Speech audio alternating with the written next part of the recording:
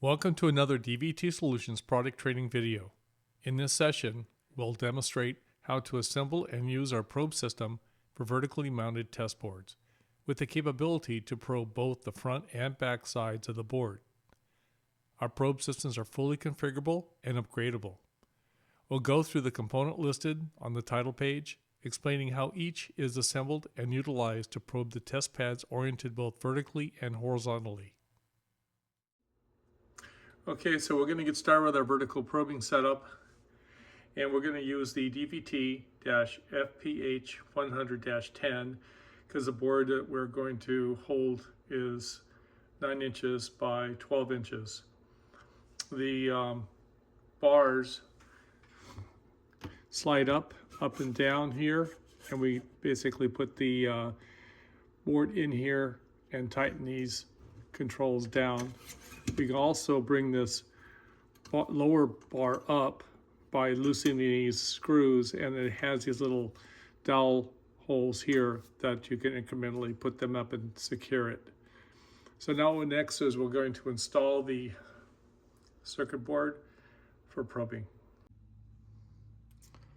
Okay, so we've got our board here. We'll put that in the bottom groove there at the bottom bar. And then we're going to lower the top bar on top of the board, and we'll tighten these latches, and we're ready to go for vertical probing. Now that the vertical board is set up, we are ready to assemble the DVT CS-1 camera system. I'll guide you through the assembly process. The DVT CS-1 camera system comes in 3 components. The Dynalite camera, they come in various versions. It's meant to be plugged into your PC. It comes with a set of software that gives you image control. The focus adjustment is on the side here. The camera system comes with an adapter that the camera is placed into. In the camera, there are some controls. There's a level control. There's an adjustment here for Z-axis.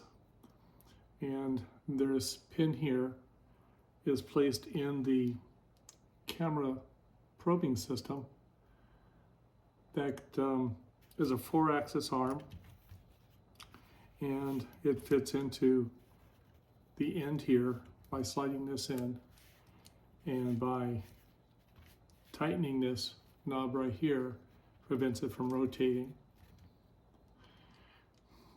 This control here moves the camera forwards and backwards. It has additional controls here on the side, X, Y, and Z controls. They're 50 turns per inch. And the arm, as I said, is a 4-axis arm.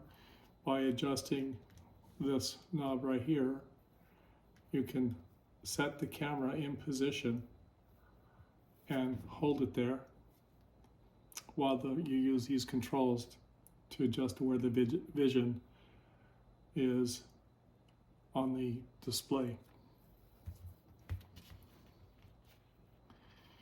In this particular camera, these 2 little pins, if you press them in, they come apart, and there's a circuit board inside. So if you want to mate them back up, you just simply mate those 2 together and push it on. This is taken apart so I can push this camera system in, and then I'm able to put it back together again. Now, this loose here, so what you do is you set it up so that the camera image is on whatever you're trying to probe.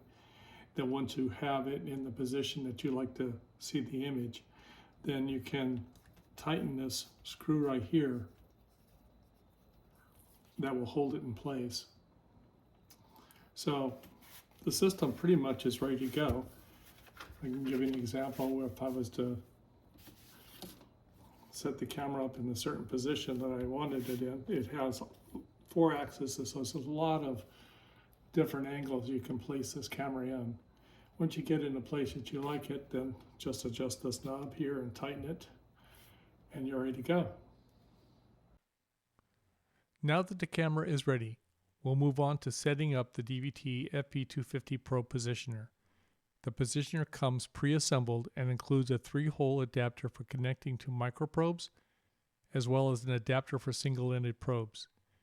If you're using a DVT40 probe, you'll need the optional adapter to attach it to the end of the probe arm.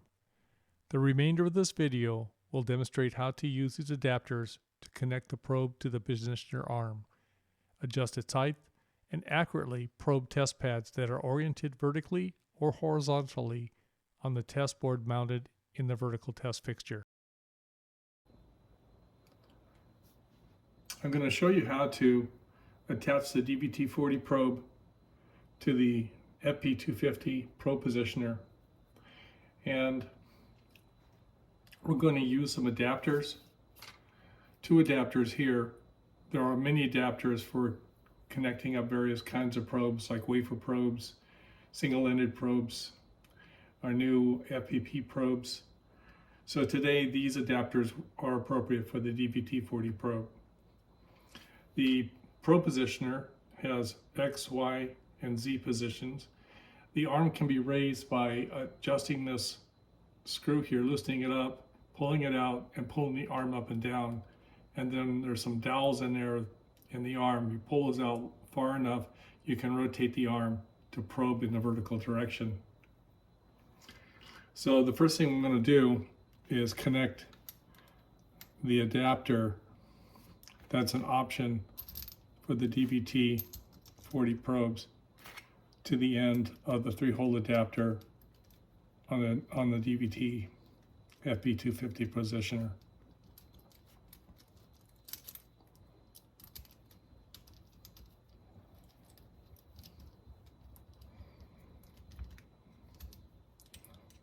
So once these just basically get hand tightened down. Next thing you do is the DVT40 has a flange at the bottom here that you slide in this gap here. Now this adapter has threads on one side and no threads on the other. So it's important that you get the threads on the proper position so that you screw from the hole side with no threads into the threads, or the probe won't tighten up. So that just once that kind of slips through there, now I'm able to tighten it. So once you can tighten the probe, you can put this in. Right now you could do it in a direct vertical position, or you can bring it down this way for horizontal probing, and then I'll show you how we do this setup for vertical probing. So the next thing we'll do is you want to raise it up a little bit, and we're going to use a brick. You can buy several different bricks, 1.5 inch, 1 inch, and a 2-inch brick. The FP250 has a switch here that you flick that holds the probe onto the bricks. So now if I brought the probe down like this, oh, and by the way, leave this plastic piece over the probe to protect the probe tips while we're doing the setups.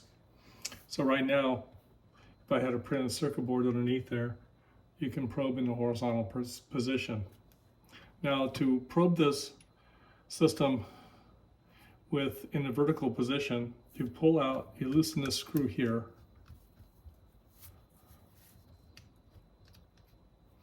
and you pull it out far enough where there's some dowels in there. And once you clear the dowels, then this arm will rotate. Now you can move it up and down to the position that you want the probe to be set in, and tighten that down, and you're ready to go probing.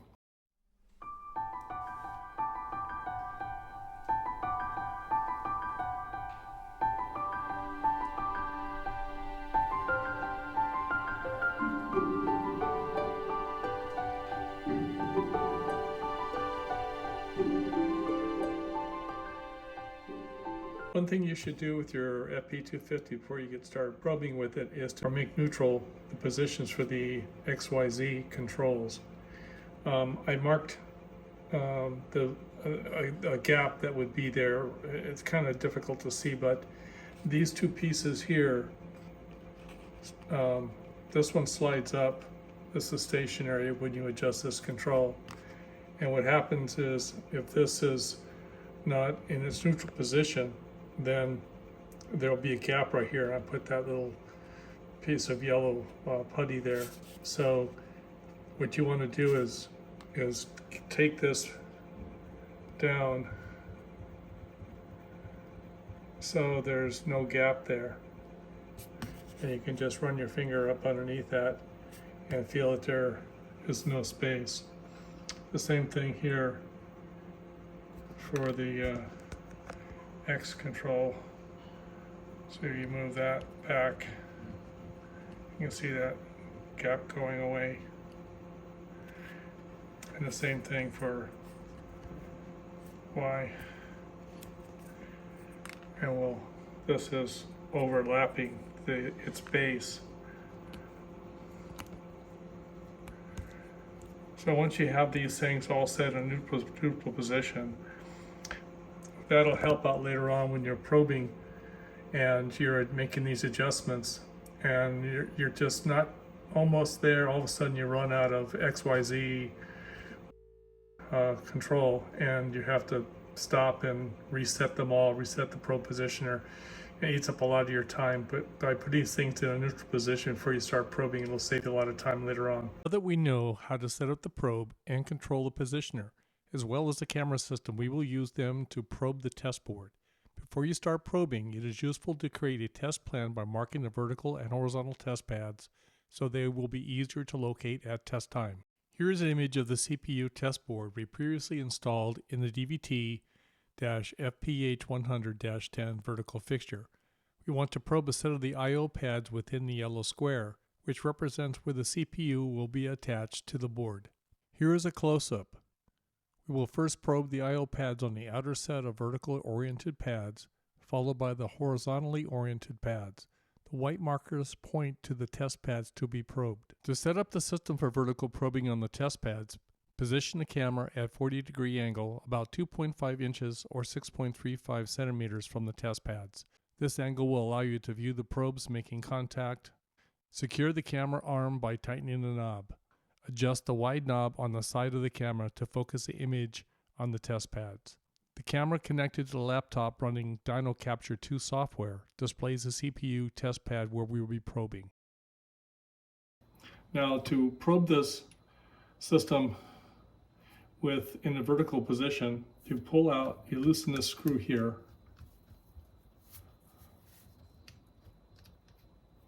And you pull it out far enough where there's some dowels in there. And once you clear the dowels, then this arm will rotate. Now you can move it up and down to the position that you want the probe to be set in and tighten that down, and you're ready to go probing. Here's a good tip to understand how to control the probe when the probe is probing horizontal or vertical. The controls become reversed in the Y and Z mode. Normally in the horizontal mode, this would be your X, your Y, and your Z. Your X, the probe would going forward and backwards. The Y control would going sideways, and then Z, the probe will be going up and down. But when the probe is in the vertical position, the Y control, the probe is going up and down on the board, and the Z control is going to go left and right like the Y control.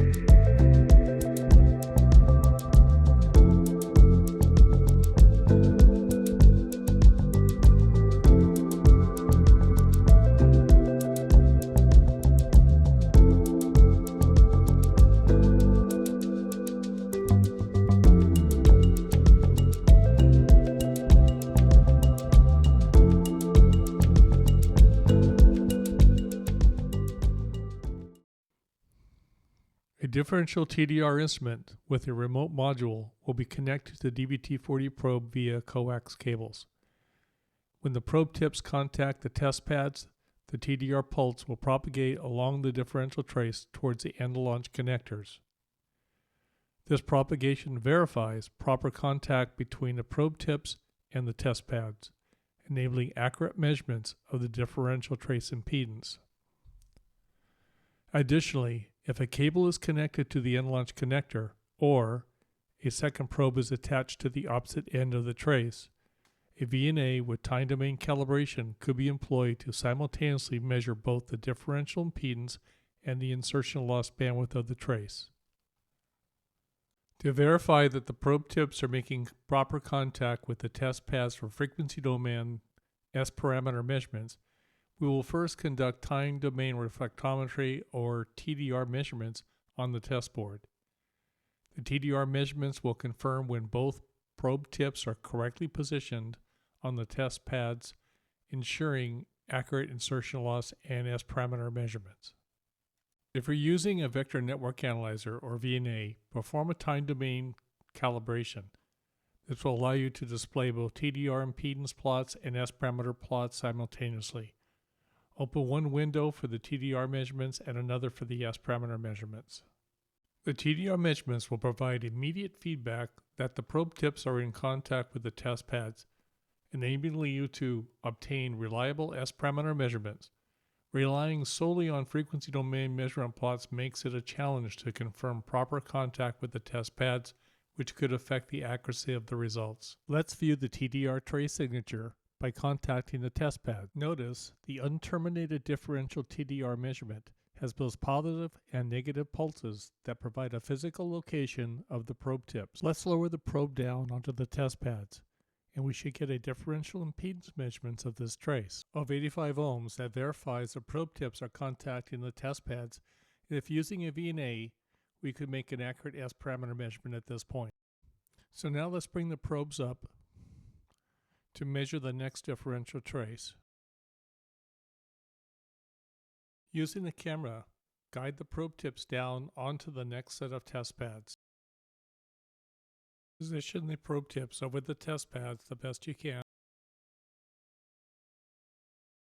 Bring the probe tips down and check your TDR measurement. It's obvious by the TDR pulse that one of the probes is not contacting the test pad, and this was done on purpose to show how to alleviate this issue.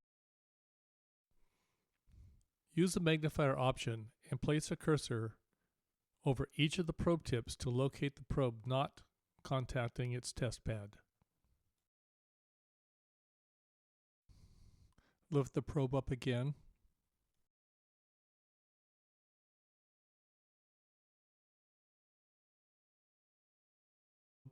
And center the probe tips over the test pads using the X, Y, and Z controls. Lower the probe again to verify the probes are making contact with the test pads. Verify both probe tips are making contact with the magnifier and confirm with the TDR measurement. Optionally, you can use a magnification window and measurement tools in the upper window bar to check pad pitch and test pad diameter to verify the probe pitch will make contact with these test pads.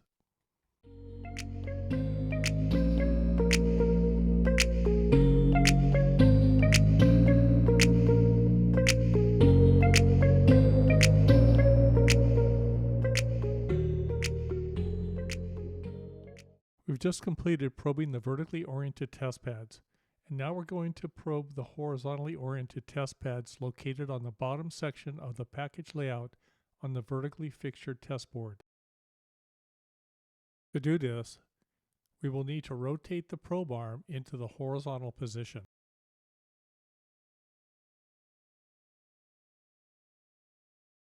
The arm is spring-loaded, so as we loosen it, we'll gently pull the arm away from the assembly to expose the guide pins, and once the guide pins are clear of their holes, We can raise the probe arm up so the probe tips are near the test pads to be probed. Move your hand to secure the arm from moving its position and loosen the control arm screw so the arm is free to rotate.